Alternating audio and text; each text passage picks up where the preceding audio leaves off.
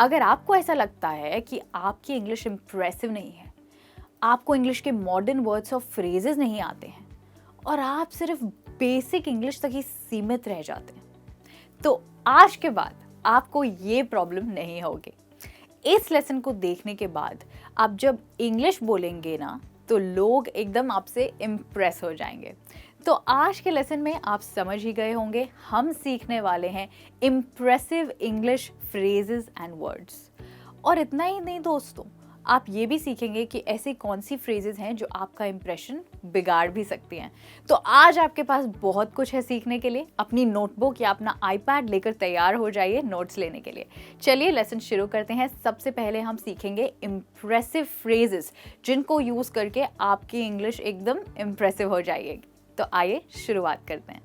अब दोस्तों, जैसे हम हिंदी में कहते हैं ना, सुना सुना लग रहा है, या इससे कुछ याद आता है, या फिर याद आया कुछ, यानी किसी चीज़ का नाम सुनकर, किसी चीज़ को देखकर कुछ और याद आना। होता है ना ऐसे, हिंदी में हमें कितनी बारी होता है, हम बोलते भी हैं कुछ याद आया। इसी को इंग्लिश में हम कहते हैं रिंग्स अ बेल। एग्जाम्पल देखते हैं इसको बेहतर समझने के लिए। यार, इस रेस्टोरेंट का नाम सुना सुना लग रहा है, लेकिन मैं श्योर नहीं हूँ कि मैं वहाँ गई हूँ या नहीं। The name of this restaurant rings a bell, but I'm not sure if I have actually been there, right? तो इस तरीके से दोस्तों आप ring a bell को यूज़ करेंगे, right? पर ध्यान दीजिए, मैंने यहाँ पे rings a bell कहा है, तो जब ये यूसेज में आएगा तो आप कहेंगे rings a bell, right? एक और एग्जाम्पल देखते हैं। जिस जगह की वो बात कर रहा था वो सुनी सुनी लग रही थी, लेकिन मुझे याद नहीं आ रहा था कि मैंने कहाँ पढ़ा है उसके बारे में। The place he was talking about rang a bell, but I couldn't remember where I had read about it. दोस्तों, यहाँ पे आपने क्या नोटिस किया? मैंने यहाँ पे रिंग अ बेल नहीं, रिंग्स अ बेल नहीं, रैंग अ बेल का है, यानी कि मैं यहाँ पे पास्ट के इंसिडेंट्स के बारे में किसी को बता रही हूँ। तो दोस्तों याद रखिए, आप ring a bell, rings a bell या रैंग अ बेल भी कह सकते हैं। एक और सेंटेंस देखते हैं। इससे मुझे कुछ याद नहीं आ रहा, it doesn't ring a bell. दोस्तों, ये एक नेगेटिव एग्जाम्पल है। अगर आपको कोई बोल रहा है कि क्या तुम्हें वो जगह याद आ रही है और आपको नहीं आ रही है, तो आप कहेंगे well it doesn't ring a bell, sorry मुझे याद नहीं आ रहा है। ओके, इसी के साथ देखते हैं हमारा सेकंड इंप्रेसिव फ्रेज क्या है। वेल, ये फ्रेज है लूज ट्रैक ऑफ टाइम। क्या आपके साथ ऐसा कभी हुआ है कि आपको कोई काम करते करते या किसी के साथ वक्त बिताते हुए आप इतने मशरूफ हो गए हैं कि टाइम कब निकला आपको पता ही नहीं चला? होता है ना ऐसे कितनी बारी। शायद आपको ये वीडियो देखते देखते टाइम का ना पता चले। वेल, इसे कहते हैं लूज ट्रैक ऑफ टाइम, यानी समय का पता ही नहीं चलना। एक एग्जाम्पल देखते हैं। अपना फ़ोन यूज़ करते करते मुझे पता ही नहीं चलता टाइम कब निकल जाता है। I always loose track of time while using my phone. एक और एग्जाम्पल, हमने कल इतने मज़े करे थे कि मुझे टाइम का बिल्कुल पता ही नहीं चला। We had so much fun yesterday that I completely lost track of time. Well guys, क्या आपने ध्यान दिया? मैंने यहाँ पे फिर से कहा lost track of time. तो शायद आप समझ गए होंगे, ये भी एक past usage है। तो अगर आप किसी पुराने इंसिडेंट्स के बारे में, बीते हुए कल के इंसिडेंट्स के बारे में बताएंगे, तो आप lose track of time नहीं, lost track of time कहेंगे। Well, थर्ड इंप्रेसिव फ्रेज है आज का, tie the knot. वेल दोस्तों, टाई द नॉट का मतलब होता है शादी करना। मुझे पक्का भरोसा है ये फ्रेज आपने कहीं ना कहीं ज़रूर पढ़ा होगा या सुना तो होगा एटलीस्ट। एक एग्जाम्पल देखते हैं। समीर और टीना आखिरकार शादी कर रहे हैं अगले महीने। Sameer and Tina are finally tying the knot next month. एक और एग्जाम्पल, तुम कब शादी कर रहे हो? When are you tying the not?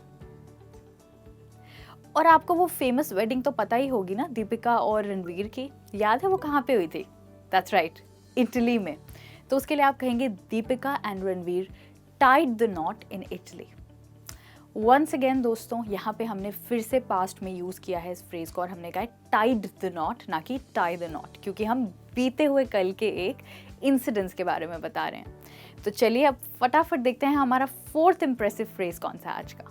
दोस्तों, हमारा नेक्स्ट फ्रेज है लुक बैक ऑन, यानी पीछे देखना, अपने पास्ट में देखना और चीज़ों को याद करना। तो कई बार ऐसे होता है ना, हम बैठकर पुराने दिनों को याद करते हैं, बस उसी टाइम के लिए आप यूज़ करेंगे लुक बैक ऑन। जैसे कि एक दिन हम पीछे देखेंगे तो इन सब बातों पर हंसेंगे। One day we will look back on this and laugh. या फिर आप कह सकते हैं, जब मैं अपने संघर्ष के दिनों को याद करता हूँ मुझे बहुत संतुष्टि होती है क्योंकि मैंने बहुत कुछ सीखा है।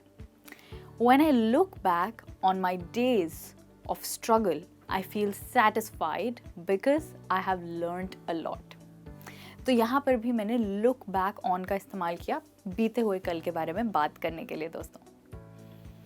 एक और एग्जाम्पल, जब मैं अपने करियर को पीछे मुड़ के देखता हूँ तो शुक्रगुजार होता हूँ कि भगवान ने इतना बेहतरीन मौका दे दिया मुझे। When I look back on my career, I feel thankful to God for wonderful opportunities. तो जैसे कि देखा आपने दोस्तों कि मैंने तीनों एग्जाम्पल में कोई पॉजिटिव चीज़ के बारे में ही बात की है। या तो वो आपके स्ट्रगल्स हो सकते हैं, आपकी अच्छी मेमोरीज हो सकती हैं, आपका करियर हो सकता है। तो जब भी आप अपने पास्ट की किन्हीं भी अच्छी चीज़ों को याद करें तो आप इस्तेमाल कर सकते हैं लुक बैक ऑन। दोस्तों आप मानेंगे नहीं मेरे साथ अभी अभी क्या हुआ। अभी रिसेंटली मैं लास्ट वीक एक मूवी देखने गई और मैं बिल्कुल मूवी स्टार्ट होने से 1 मिनट पहले पहुंची। Yes I am right. तो उसी के लिए मैं इंग्लिश में कहूँगी I reached the movie hall in the nick of time. Well दोस्तों ये है हमारा आज का 5th फ्रेज, ये है nick of time. Well nick of time का क्या मतलब होता है? निक ऑफ टाइम का मतलब होता है जब कोई चीज़ बिल्कुल शुरू होने से पहले ही आप वहाँ पहुँचे। एक और एग्जाम्पल, शुक्र है भगवान का कि मैंने आए वक्त पर ब्रेक लगा दिया वरना मेरा एक्सीडेंट हो जाता। Thank God that I applied brake in the nick of time, otherwise I would have met with an accident. तो दोस्तों यहाँ पे मैंने आए वक्त के लिए इस्तेमाल किया है निक ऑफ टाइम का, यानी बिल्कुल सही समय पर। अब दोस्तों हमारे जीवन में ऐसा बहुत बारी होता है कि हम कोई डिसीजन बहुत सोच विचार करके लेते हैं। स्पेशली अगर कोई शादी कर रहा हो तो वो बहुत सोच विचार करके अपना डिसीजन लेता है। इसको कहते हैं टेकिंग द प्लंज, यानी सोच विचार करके डिसीजन लेना। एक एग्जाम्पल, हम लोग ने बहुत सोच समझकर फैसला किया है और अब हम शादी करने जा रहे हैं। We are finally taking the plunge and getting married. One more example. अगर तुम्हें अपना बिजनेस स्टार्ट करना है तो बहुत सोच समझकर फैसला करना होगा। If you want to start your business, then you will have to take the plunge. तो दोस्तों इसकी 2 यूसेज पॉसिबल हैं। या तो आप कह सकते हैं टेकिंग द प्लंज प्रेजेंट के लिए, या फिर will take the plunge future के लिए। और पास्ट के लिए आप समझ ही गए होंगे, आप कह सकते हैं टुक द प्लंज। अब हम देखते हैं हमारा आज का फाइनल फ्रेज कौन सा है जो कि बहुत इंप्रेसिव है और आपकी इंग्लिश को नेक्स्ट लेवल पे पहुंचा देगा।